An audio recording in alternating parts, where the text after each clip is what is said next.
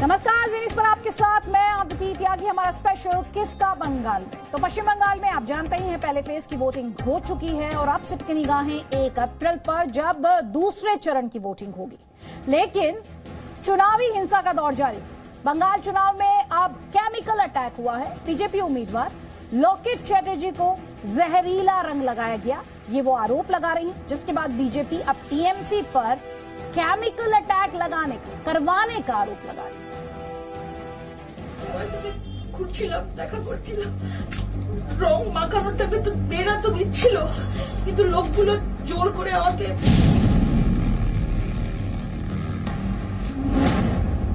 बंग के चुनावी रंग में भंग। তো মহিলাকে এরকমভাবে কেউ অ্যাটাক করে। बंगाल चुनाव में हिंसा।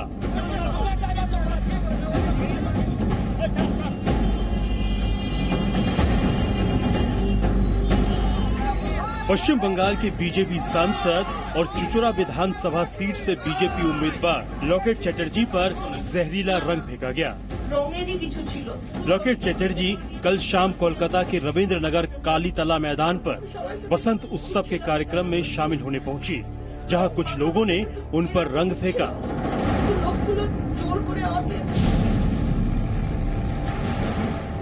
लोकेट चैटर्जी का आरोप है कि वो टीएमसी के लोग थे और उन्होंने जबरदस्ती रंग लगाया।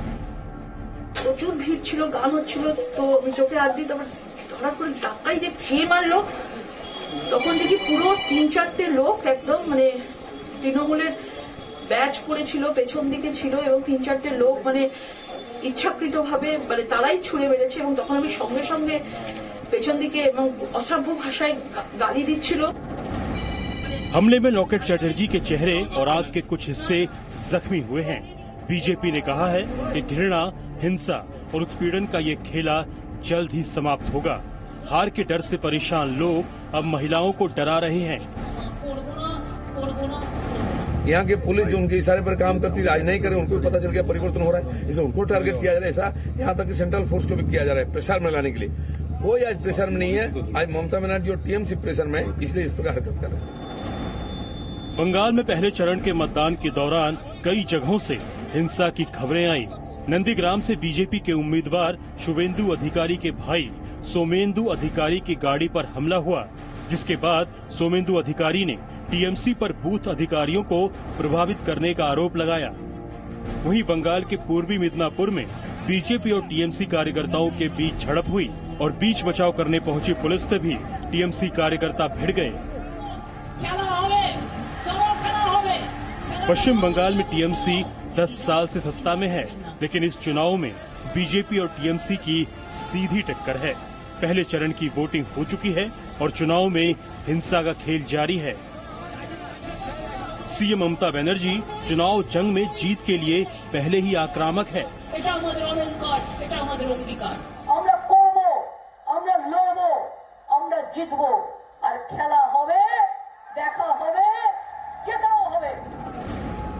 बीजेपी की माने तो टीएमसी डरकर हिंसा का सहारा ले रही है।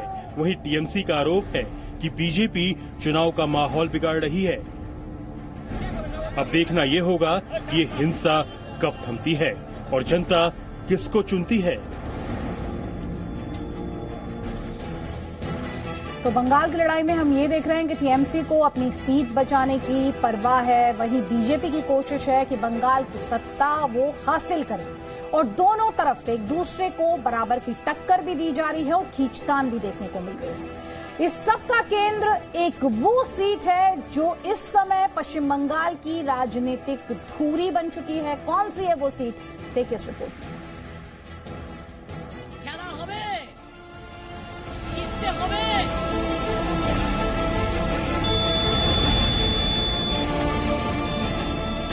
बंगाल चुनाव में पहले चरण की वोटिंग हो गई, जिसमें 191 उम्मीदवारों की किस्मत ईवीएम में बंद हो गई और अब मुख्यमंत्री ममता बनर्जी पूरी ताकत के साथ जुट गई है दूसरे चरण की तैयारी में, क्योंकि अब मुकाबला आर या पार का है। दूसरे चरण की चुनावी जंग नाक की लड़ाई है। पश्चिम बंगाल की सियासी युद्ध भूमि नंदीग्राम, नंदीग्राम में अब की बार होगा महासंग्राम। ममता बनर्जी ने आज 3 जनसभाएं की। सबसे पहले ममता बनर्जी ने चंडीपुर में रैली की। ये विधानसभा सीट नंदीग्राम की सीमा से मिलती है। यहाँ पूरे जोश खरोश के साथ ममता टीएमसी उम्मीदवार सोहम चक्रवर्ती के समर्थन में उतरी। सृष्टि स्थिति विनाशानं शक्ति भूते सनातनी गुणश्रयी गुणमयी नारायणी नमस्तुते। আমি নন্দীগ্রামে যাচ্ছি, জানি না আর কি প্ল্যান করে রেখে দিয়েছে। আমাকে যদি ওরা খুনও করে ফেলে মনে রাখবেন, যতক্ষণ আমার জীবন থাকবে আমি বিজেপি কে সিপিএম কে ক্ষমা করব না, করব না, করব না। इसके बाद ममता बनर्जी नंदीग्राम के रियापाड़ा पहुंची। इस जनसभा का नाम था डोल मेला यानी होली समारोह। लेकिन सबसे दिलचस्प बात ये थी कि नंदीग्राम में जनसभा को संबोधित करने से पहले ममता बनर्जी मंदिर गई।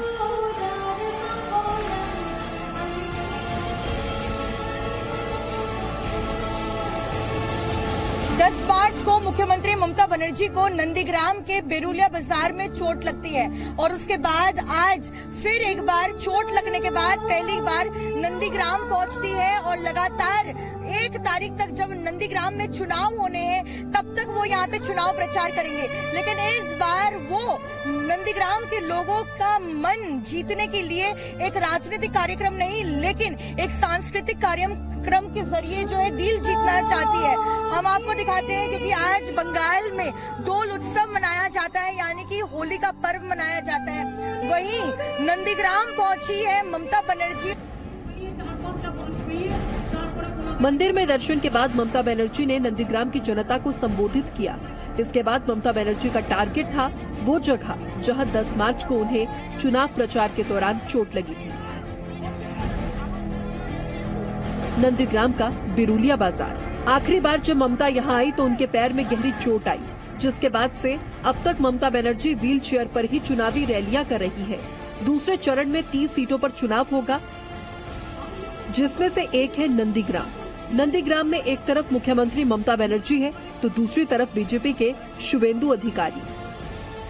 शुवेंदु अधिकारी के पक्ष में एक बड़ी बात यह है कि नंदीग्राम में उनका लोगों से कनेक्शन है, जबकि ममता बनर्जी का कहना है कि आंदोलन की भूमि नंदीग्राम को जब जब जरूरत पड़ी है ममता बनर्जी वहां मौजूद रही है।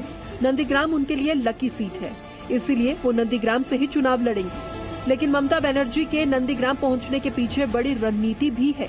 अब आपको नंदीग्राम का चुनावी समीकरण बता देते हैं। मेदिनीपुर, झारग्राम, पुरुलिया, बांकुरा, बीरभूम, मुर्शिदाबाद और मालदा ये वो जिले हैं जहां शुवेंदु अधिकारी ताकतवर है। विधानसभा के हिसाब से देखेंगे तो यहां 50 से अधिक सीट है। इन सीटों पर ममता को नुकसान हो सकता है और वो इसी नुकसान को नंदीग्राम सीट जीतकर शायद रोकना चाहती है। पश्चिम बंगाल के मुख्य मुकाबला सत्तारूढ़ टीएमसी और बीजेपी के बीच ही देखा जा रहा है। ऐसे में ममता बनर्जी जीत हासिल करने के लिए हर पैंतरा अपना रही हैं, जिसमें सबसे नया है टीएमसी और बीजेपी का ऑडियो वॉर।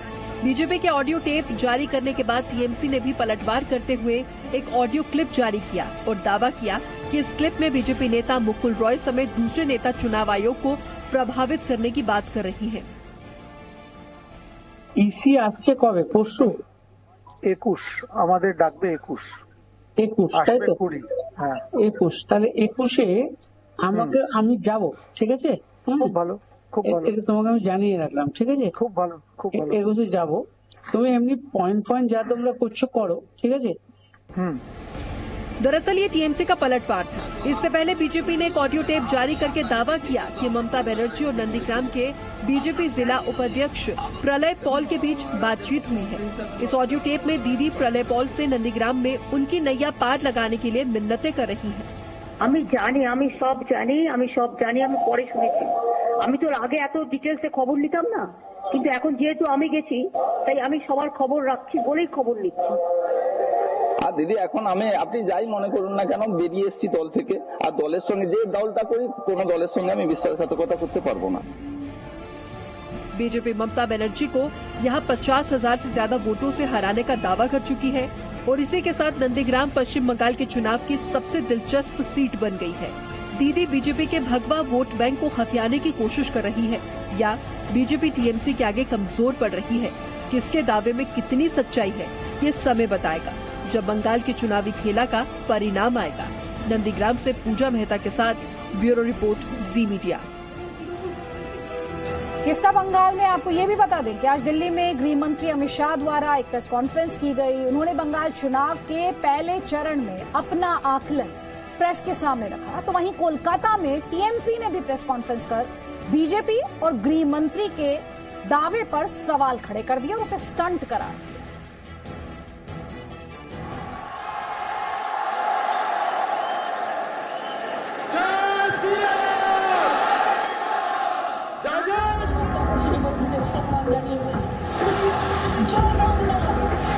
बीजेपी और टीएमसी का वार पलटवार थम ही नहीं रहा है।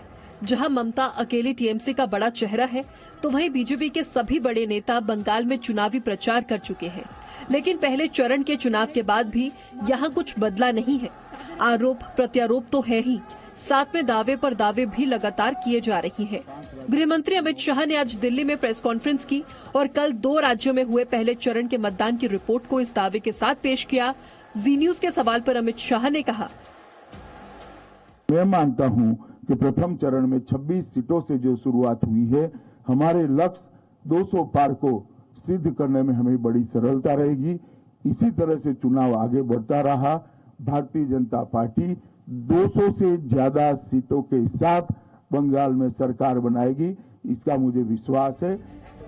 बीजेपी की प्रेस कॉन्फ्रेंस के कुछ ही देर बाद कोलकाता में टीएमसी सक्रिय हो गई और टीएमसी के नेता डेरेक ओब्रायन ने बीजेपी के साथ साथ अमित शाह पर पलटवार किया। तो এবারও অমিত শাহ বড় বড় কথা বলছে, ওনার শুধু হিট উইকেট হবে না, ওনার একদম ক্লিন बोल्ड हो যাবে। बंगाल के चुनाव में शुरू से ही हिंसा एक बड़ा मुद्दा बना रहा है। पहले चरण की वोटिंग पर बीजेपी ने प्रेस कॉन्फ्रेंस में कहा कि बंगाल में सालों बाद बिना हिंसा के वोटिंग हो रही है, एक भी मौत नहीं हुई, जबकि पहला ऐसा नहीं था।